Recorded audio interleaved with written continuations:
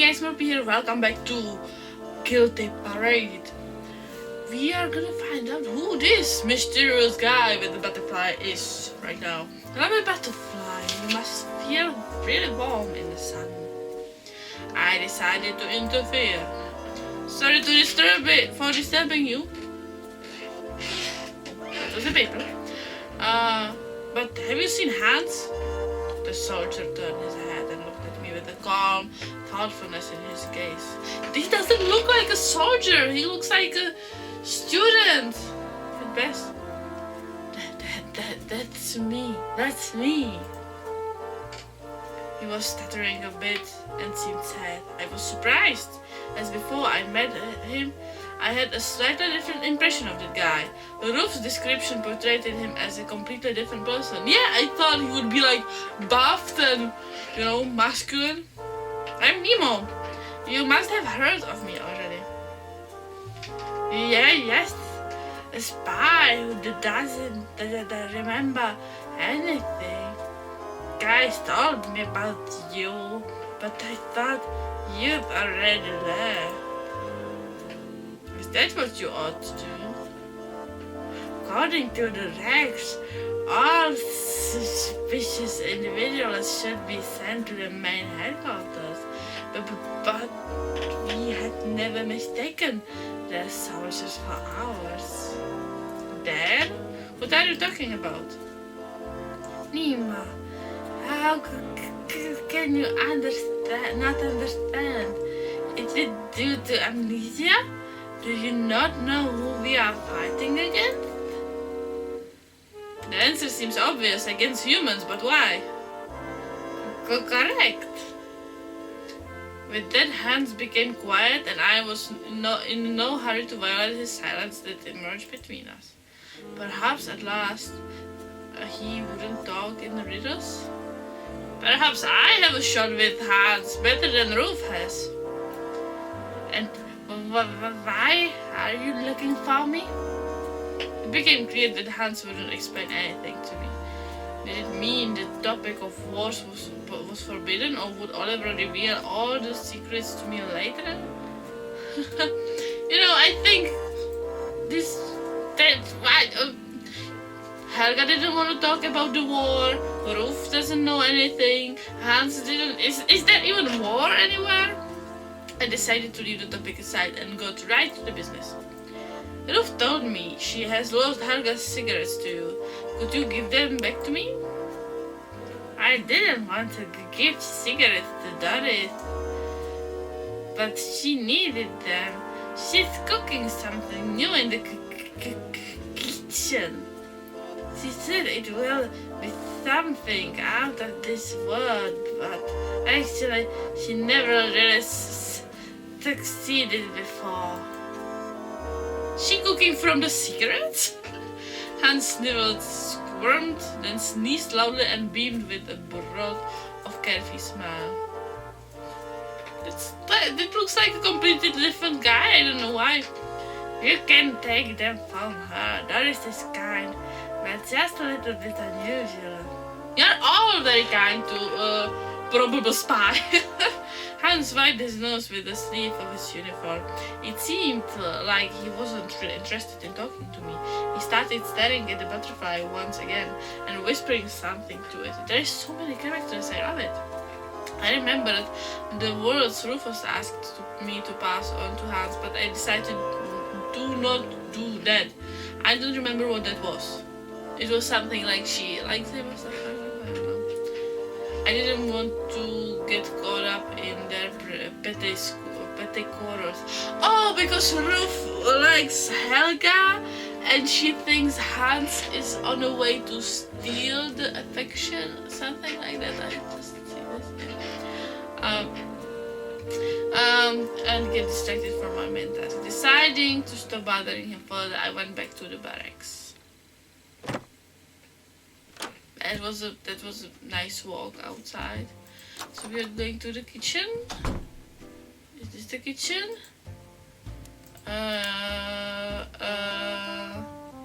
Is it warm? I could hear loud clicking and dishes and hissing. Oh, now I can go in. Great. Whoa! It looks like a slime princess. Smell of something burning made me cover my nose with a hand. There were dirty dishes with leftovers everywhere, and I noticed a broken egg at my feet. Great music! I found the girl I was looking for next to the kitchen table. She was busy cooking some extraordinary meal. Doris, right? Doris lifted her head up and looked at me. Her eyes widened, either from surprise or from fear, and she took a step back. Like, does anyone feel like we are at war and we are playing as soldiers? Because I don't. I feel like I am at the university or at some school meeting the 17-year-olds for the first time. I'm Nemo. You probably know that already. I have been interrogated this morning. I wanted to calm her down and made her. She disappeared. Step forward, completely forgetting about the correct tagline on my way. Oh, I fell down. I lost my footing and my back fell down on the floor and I hit my head hard on the doorpost. Maybe this will trigger my memory. It was painful, but I suppressed my moan with all the strength I had. For a moment, everything went dark. Now I know I am a real spy. At that very moment, I could hear fast steps at the door and Doris's alarmed voice really close to me. Let me help you. I raised myself and leaned on my right arm. As soon as I opened my eyes, I saw something black right in front of me. At first, why is she helping me with her ass? I think it was Doris's girl. She was standing with her back on me, symmetric on my shoulder. She acted. Why is she helping me like this? Is that a normal way to help a person? To just, hey, I'm gonna help you. Just don't worry about it. Just look at my ass while I'm helping you. Oh, what? Give me your hand. I felt extremely uneasy. I didn't know where I could hide my face that burned red from blushing and where it was best for me to look. How did I overcome? Now you look away and you just grab something and then you're like, oh, this doesn't feel like arm. How did I overcoming my uneasiness? I took her hand and Doris unexpectedly easily set me back up on my feet. Was it really a hand? Was it? Thank you for helping me stand up. Oh, no problem. Be careful, it's a bit dirty here. And you're right, I am Doris. I looked around once again and had to eat the comment that was about to leave my mouth. So you are a rude person. You can tell that about yourself now, Nemo. Doris seemed cheerful and not embarrassed by her behavior in the slightest. I, however, was ambivalent. Sorry, I'm just messing with my hair. I don't know why. Listen, can I call you Omen instead of Nemo? Like, backwards? I think it sounds much more interesting and extraordinary. Nemo also sounded extraordinary to me. After all, it's not my real name. Oh, it's a nickname then. Are you hiding from your true identity? More like I don't remember it. I have amnesia. Oh, you're real exceptional. Oh man. I rarely, if ever, meet anyone like you. You're probably amazed yourself too. I wish I were the same way. Well, you seem like a lovely person. If you had amnesia, the first thing you would learn about yourself is that you are a very, very nice person. You know, what I'm learning, I'm very rude. I'm probably a spy. I have no idea what am I. Doris sighed it sadly, but in just a moment her eyes were burning bright with ever-growing excitement. Once again, it was hard for me to understand her. It's actually easy for me to understand her. Sorry for interrupting your creative process, but I need Helga's cigarettes. I promised I'd bring them to her. Oh, no. Don't you dare to bring her those. She will just smoke every last of one. And then, of of them, and you can actually find so many other ways for them to be useful. You can make a tea out of them, but it would be really poisonous. So don't do that. It's really really poisonous. Don't. I'm serious. Don't. Really, I've never heard of any other ways. It's hard because of your amnesia. Come, I'll show you. Yeah, sure, it's because of my amnesia. She dragged me to the kitchen table with a mound of leftovers piled up on it. Among them, there were shreds of raw meat, overcooked vegetables, jelly of unknown origin. Oh my god, I'm getting sick just decorated with the raw eggs. Doris, you are really lovely, and I think I love you, but this is really messed up, girl. I know it doesn't look that pretty, but I put so much meaning into it. I bet she's like the 5-year-old child on the playground, you know, when the child brings you the mud cupcake, and it's like, look, mom, I made this, and you're like, ah, you put so much meaning into it. Nice, you know. I bet you've never seen such extraordinary cake. Oh, it's a cake! I am Nemo. I will tell you a secret. At the bottom of this cake lies a single green pea. It's like the princess. Do you have the fairy tale about the princess who went to the castle and the prince wanted to select the best princess of them all, and he wanted to see if the princess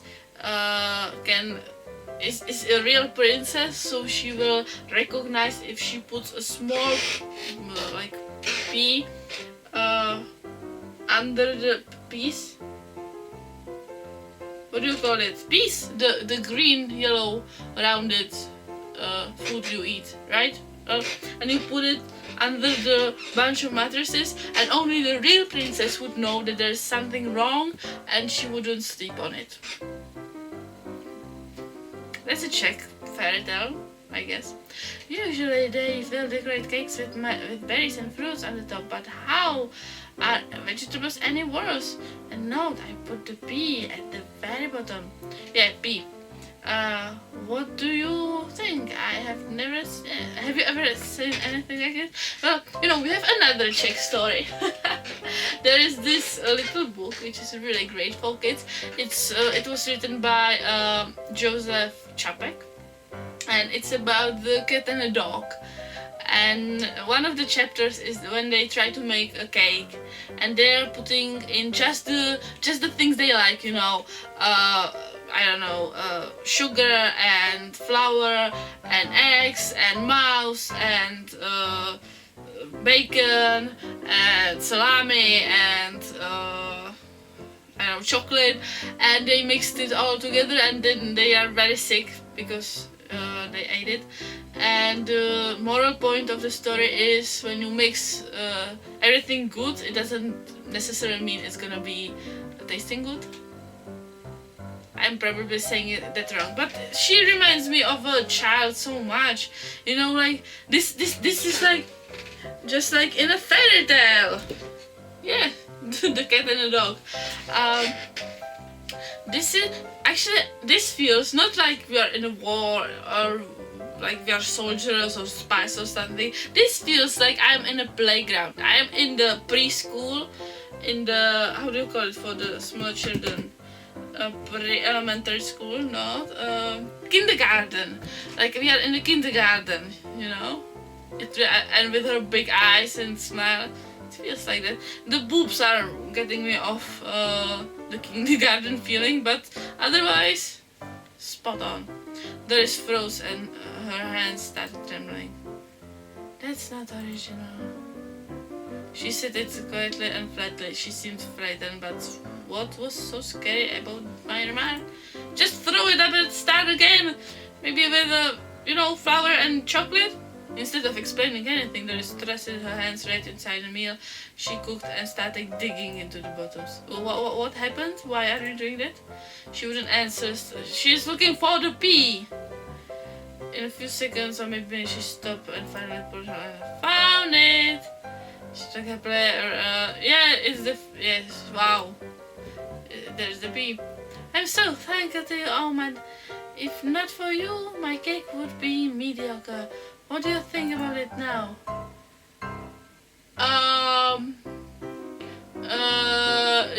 Yeah, the cake was rained, so it was about to fall. It's very original. Really, I've never seen anything like it. Oh, honestly. Yeah, sure.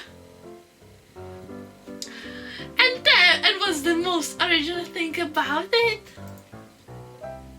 I think vegetables. I've never had adding the vegetables into the cake. Well, if even an eccentric guy like you would never have thought of that, then I really did a great job. Yeah, I'm really eccentric. But actually, I might be a rude person, but I think I have a good heart, because I could have just tell her that it's horrible, but I didn't. So I think I'm a good person. Anyway, I'm gonna end the video right here. I don't know if we didn't really, well, we progressed. We've met Doris and we met Hank. So that's progress. Don't forget to leave a like. I enjoy these visual novels because I really like to do voices. So I'm gonna continue. So subscribe there, because that way you can see me play other games and continue with this one. And yeah, I will see you in the next video. Okay, love you, bye bye. How come? With the toddler. How come? Why? Wait, what? There's just one emperor penguin? Are you okay over there? I like that guy. What is? Oh, wait, they what died is of your old name? age? Messiah.